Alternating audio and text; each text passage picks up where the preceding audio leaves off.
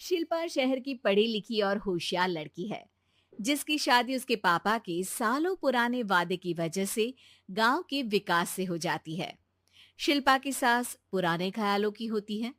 अरे शहर की हो, इसका मतलब ये नहीं कि जो मन आए करोगी। घर के कुछ नियम है जो तुम्हें भी मानने पड़ेंगे। हाँ।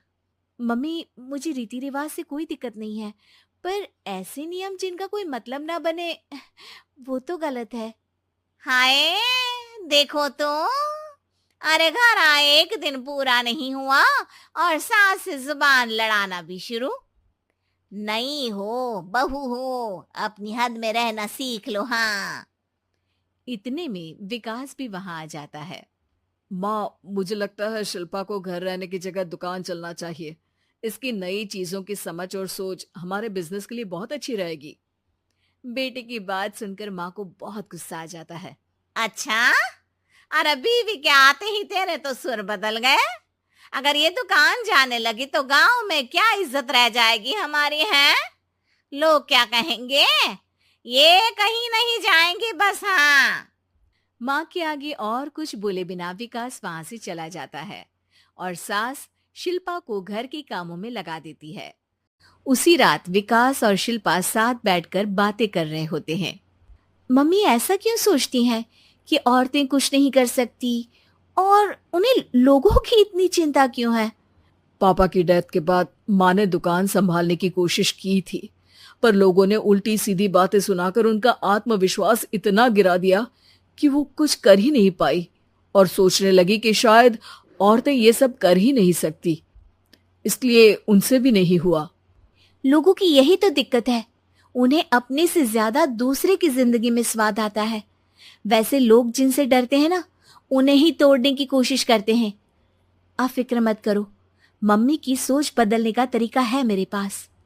और अगले ही दिन से शिल्पा अपनी सास की सोच बदलने और लोग क्या कहेंगे के डर को खत्म करने की जद्दोजहद में जुट जाती है।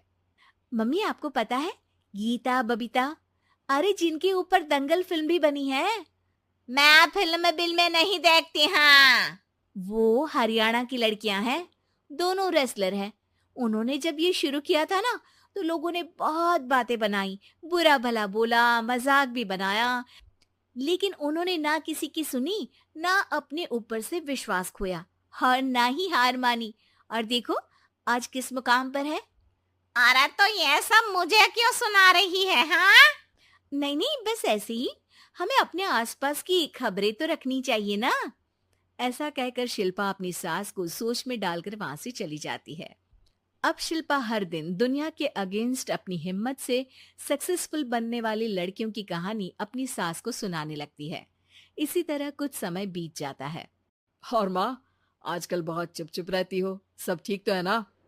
बस कुछ सोचती रहती हैं, इसीलिए ज्यादा बोल नहीं पाती। ऐसा क्यों हुआ माँ? कोई दिक्कत है क्या? अरे तेरी पत्नी ही दिक्कत है। है? मैंने क्या किया? अरे रोज मुझे कुछ समझाने के मकसद से एक नई कहानी सुनाती है, पर खुद नहीं जानती कि मुझे सब पहले से पता है। हाँ। तो फिर दिक्कत क्या है माँ? लोग क्या कहेंगे? अरे उनका तो काम ही है कुछ ना कुछ कहना। आप ये सोचो कि उन्हें नजरअंदाज करके हम साथ मिलकर किस ऊंचाई पर पहुंच सकते हैं। बेटे और बहू की बातों से सोच में पड़ी माँ वहां से चली जाती है। अगली सुबह सबसे पहले तैयार सास आवाज लगाकर बेटे और बहू को बुलाने लगती है। अरे कहाँ सोते पड़े हो दोनों? किसी को घर में कोई काम नहीं है क्या? हाँ। सास की आवाज सुन शिल्पा भागती हुई कमरे से बाहर निकल आती है, जिसके पीछे विकास भी बाहर आ जाता है। मम्मी, आप इतनी सुबह तैयार होकर कहाँ जा रही हैं? अरे किसी नई शुरुआत से पहले भगवान का आशीर्वाद बनता है या नहीं? मैं सीधा दुकान जाऊंगी, तुम काम निपटा कर आ जाना है। सास की बात सुन शिल्पा और विकास खुशी से फूले नहीं समाते। ये हुई ना मेरी माँ वाली बात। पूरा परिवार मिलकर दुकान पर काम करने लगता है, जिसमें विकास और उसकी माँ दुकान संभालते हैं, तो शिल्पा काम को ऑनलाइन डाल शहर और इंटरनेट का काम संभालने लगती है, जिसे देख गांव में लोगों के बीच गॉसिप शुरू होते देर नहीं लगती। और क्या विकास भाई, अकेले काम संभल नहीं रहा था तो नौकर रख लेते। औरतों को यहाँ लाने की क्या जरूरत थी? इन्हें घर में जो काम बोलो वो तो सही से करती नहीं, यहाँ आकर तो तुम्हें डुबा ही देंगी।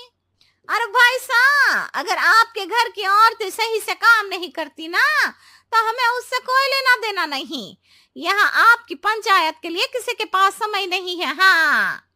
करारा जवाब सुन बातें सुनाने आए लोग मुंह लटकाए उल्टे पैर वापस चले जाते हैं। वाह मम्मी, ये तो अब दोबारा कभी भूल कर भी यहाँ नहीं आएंगे। I am so proud of you. अरे बहुत हुआ, हाँ काम पर लगो चलो। तीनों आपस में काम बांटकर अपने अपने काम पर लग जाते हैं। इसी तरह दिनों के साथ महीने बीतते हैं, जिसमें शिल्पा की पढ़ाई, विकास की मार्केट स्किल और सास की फाइनेंशियल मैनेजमेंट से उनकी दुकान बहुत अच्छा बड़ा बिजनेस बन जाता है, जो गांव के साथ साथ शहर में भी अच्छा खासा मशहूर हो जाता है। अरे सच ही कहते थे तुम दोनों, लोगों का तो काम ही होता है कहना। अब हमें सुनना है या नजरअंदाज करना है वो तो हमारे ऊपर है। हाँ। आपकी शुरुआत में गालियां और आसमान छूने पर तालियां, ऐसे लोगों का तो काम ही है पलटना।